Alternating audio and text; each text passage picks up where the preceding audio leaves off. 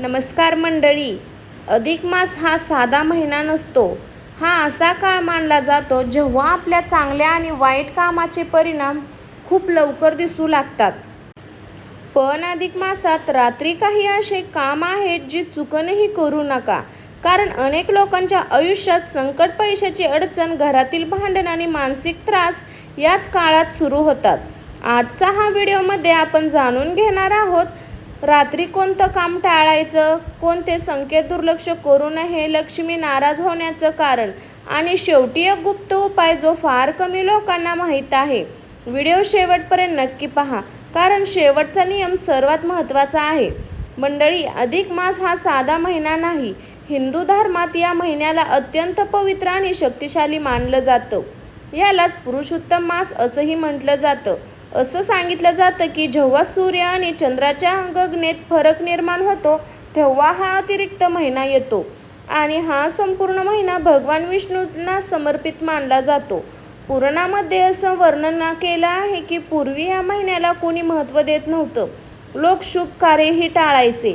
तेव्हा हा महिना भगवान विष्णूकडे गेला आणि म्हणाला, मला सगळे वाईट समजतात, मला कोणी मान देत नाही. तेव्हा भगवान विष्णूंनी या महिन्याला आपलं नाव दिलं, पुरुषोत्तम मास, आणि तेव्हापासून हा महिना अत्यंत पुण्यदायी मानला जातो. मंडळी, अधिक मासात केलेली पूजा, जप, दान आणि भक्ती याचं फळ अनेक पटीने वाढत असतं. विशेष भगवान विष्णूची पूजा, गीता वाचणं, मंत्र जप, गरिबांना दान आणि सकारात्मक विचार या गोष्टी या काळात खूप शुभ मानल्या जातात. पण चांगल्या गोष्टीचं फळ वाढतं तसं चुकीच्या सवयीचा परिणाम जास्त जाणवू शकतो. म्हणून अधिक मासात रात्री काही गोष्टी विशेष काळजीपूर्वक पाळायला सांगितल्या जातात. कारण रात्रीची वेळ ही मन आणि ऊर्जेवर सर्वात जास्त प्रभाव टाकणारी मानली जाते. अनेक लोक सांगतात की या काळात त्यांना विचित्र स्वप्न पडू लागली, घरात अचानक तणाव वाढला किंवा मनात सतत भीती आणि नकारात्मक विचार येऊ लागले.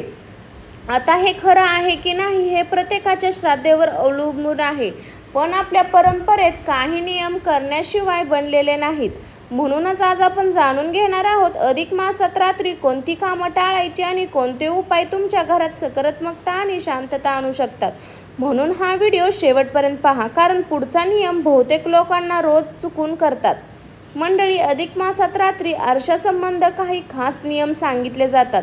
आजकाल अनेक लोक याकडे दुर्लक्ष करतात, पण जुन्या परंपरेनुसार रात्री आरशासमोर काही गोष्टी करणं अशुभ मानलं जातं. विशेष आरशासमोर बसून केस विचारणं, स्वतःकडे सतत पाहणं किंवा नकारात्मक विचार करत आरशात बघणं या गोष्टी टाळाव्या सांगितल्या जातात. कारण असं मानलं जातं की रात्रीची वेळ मनावर जास्त प्रभाव टाकते आणि अधिक मासात ही ऊर्जा आणखीन संवेदनशील असते. अनेक घरांमध्ये आजही एक नियम पाळला जातो. रात्री झोपण्यापूर्वी आरसा थेट पलंगासमोर असेल तर हे अधिक महत्त्वाचं मानलं जातं. मंडळी, काही लोक सांगतात की रात्री उशिरा आरशात जास्त वेळ पाहिल्यानंतर बेचैनी, भीती किंवा विचित्र स्वप्न पडू लागली. आता यामागे वैज्ञानिक कारण असो किंवा श्रद्धा, पण आपल्या जुन्या परंपरेत मन शांत ठेवल्यावर खूप भर दिला जातो. म्हणून अधिक मासात रात्री झोपण्यापूर्वी देवाचं नाव घ्या, सकारात्मक विचार करा आणि मन शांत ठेवा. यामुळे घरातील वातावरण शांत राहतं असं मानलं जातं. आणखीन एक महत्त्वाची गोष्ट, रात्री आरशासमोर उभं राहून स्वतःला बदल असं वाईट बोलू नका. मी खूप दुःखी आहे, माझं नशीब खराब आहे, माझ्याकडे काही नाही. कारण आपल्या शब्दाचा प्रभाव आपल्या मनावर पडत असतो. त्याऐवजी स्वतःला सकारात्मक बोला, माझ्या आयुष्यात चांगल्या गोष्टी येतील, भगवान विष्णू माझ्यावर कृपा करतील, माझ्या घरात सुख शांती राहील. मंडळी, अधिक मास स्वतःला बदलण्याचा आणि मन शुद्ध करण्याचा काळ मानला जातो. म्हणून रात्री शक्य तितकं शांत, सकारात्मक आणि भक्तिमय वातावरण ठेवा. कारण पुढे आपण जाणून घेणार आहोत अधिक मासात रात्री घर पूर्ण अंधारात ठेवणं का अशुभ मानलं जातं. मंडळी, अधिक मासात रात्री घर पूर्ण अंधारात ठेवू नका असा काही एक जुना नियम आजही अनेक घरामध्ये पाळला जातो. विशेष देवावर, स्वयंपाकघर किंवा घरात मुख्य भागात हलका प्रकाश ठेवणं शुभ मानलं जातं.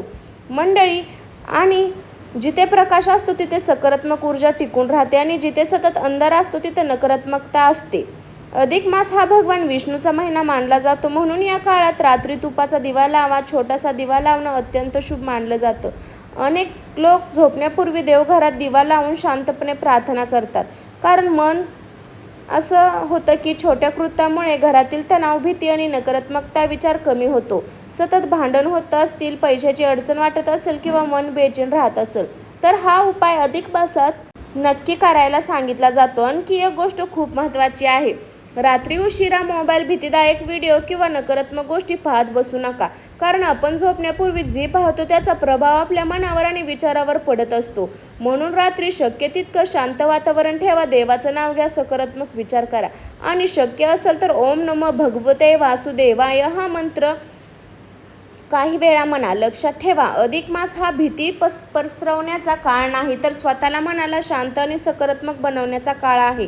या काळात काही लोक नकळत अशा चुका करतात ज्यानंतर मोठ्या समस्याचं कारण बनतं आणि पुढे आपण जाणून घेणार आहोत. रात्री झोपण्यापूर्वी कोणते शब्द चुकूनही बोलू नये. मंडळी, अधिक मास रात्री घर पूर्ण अंधारात ठेवू नका. एक जुना नियम अनेक घरामध्ये पाळला जातो. असं जिथे प्रकाश असतो तिथे सकारात्मक ऊर्जा टिकून राहते.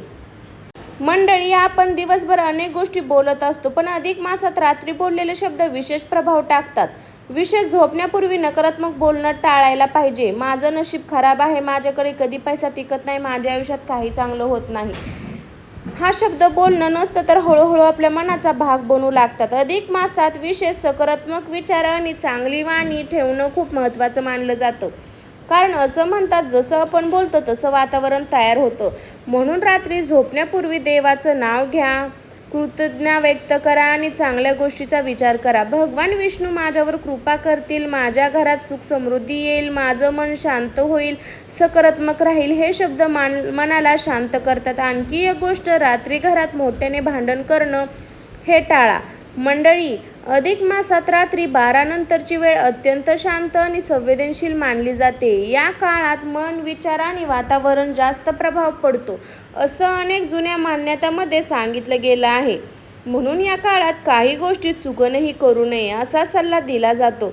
सर्वात पहिली गोष्ट, रात्री 12 नंतर विनाकारण बाहेर पडणं टाळा.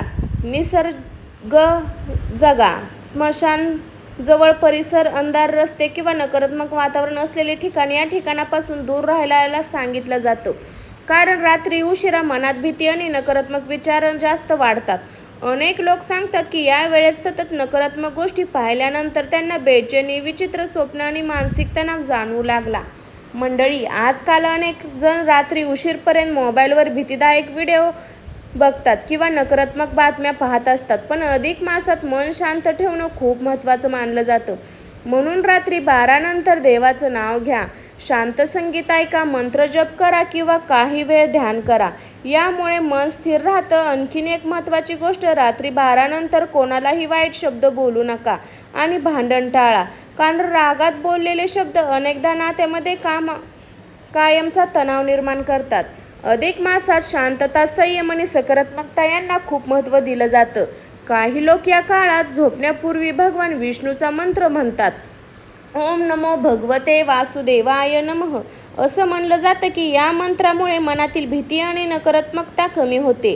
लक्षात ठेवा, अधिक मास अंधश्रद्धेचा नाही तर स्वतःला मानसिक आणि आध्यात्मिक मजबूत बनवण्याचा काळ आहे. पण घरात सतत पैशाची अडचण, तणाव किंवा बेचैनी वाढत असेल तर काही संकेत असू शकतात. आणि पुढच्या भागात आपण जाणून घेणार आहोत लक्ष्मी नाराज होण्याचे काही महत्त्वाचे चिन्ह. मंडळी, अधिक मासात अनेक लोक एक गोष्ट वारंवार अनुभवतात. घरात पैसा येतो पण टिकत नाही. अचानक खर्च वाढतात, अधिक विनाकारण वाद सुरू होतो तर कधी मन सतत बेचैन राहतं. जुन्या मान्यतानुसार काही संकेत मानले जातात त्याकडे दुर्लक्ष करू नये. सर्वात पहिलं चिन्ह, घरात पैसा टिकत नाही. कितीही मेहनत केली तरी बेचैन होत नाही. अचानक खर्च वाढतात आणि सतत आर्थिक ताण जाणवतो. दुसरं चिन्ह, घरात सतत भांडण आणि तणाव. लहान लहान गोष्टीवरून वाद होणं, घरात शांतता न राहणं हे वातावरण नकारात्मकतेचा संकेत मानलं जातं. मनात सतत भीती आणि बेचैनी राहणं, हो, हे संकेत सगळे तुम्हाला दिसत आहे.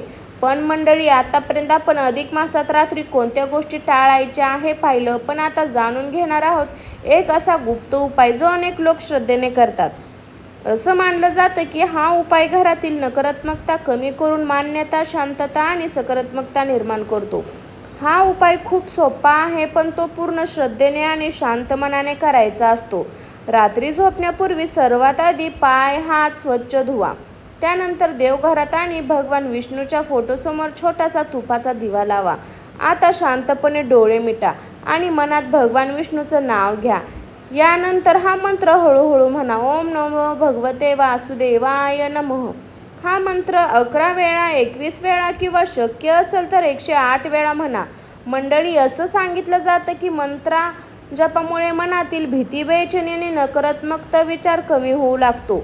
विशेष अधिक मासात हा मंत्र खूप प्रभावी मानला जातो. आणखीन एक छोटा उपाय, गुरुवारी शक्य असेल तर गरिबांना पिवळ्या वस्तू दान करा. केळी, हळद, पिवळे कपडे किंवा गोड पदार्थ, कारण भगवान विष्णूंना पिवळा रंग प्रिय मानला जातो. आणखीन एक गोष्ट लक्षात ठेवा, हा उपाय करताना मनात राग, द्वेष किंवा कोणाबद्दल वाईट भावना ठेवू नका, कारण अधिक मासात फक्त पूजा नाही तर मनाची शुद्धता सर्वात महत्त्वाची मानली जाते. अनेक लोक सांगतात की या काळात नियमित प्रार्थना आणि मंत्रजप केल्यानंतर त्यांच्या घरात शांतता वाढली, मन स्थिर झालं आणि सकारात्मकता जाणू लागली. आता ही श्रद्धेचा भाग आहे, पण सकारात्मकता विचार, मन शांत माणसाचं आयुष्य नक्की बदलू शकतो. मंडळी, आता शेवट आपण जाणून घेणार आहोत अधिक मासाचा खरा अर्थ काय आहे. आणि हा काळ भीतीचा नसून सकारात्मक बदलण्याचा काल मानला जातो.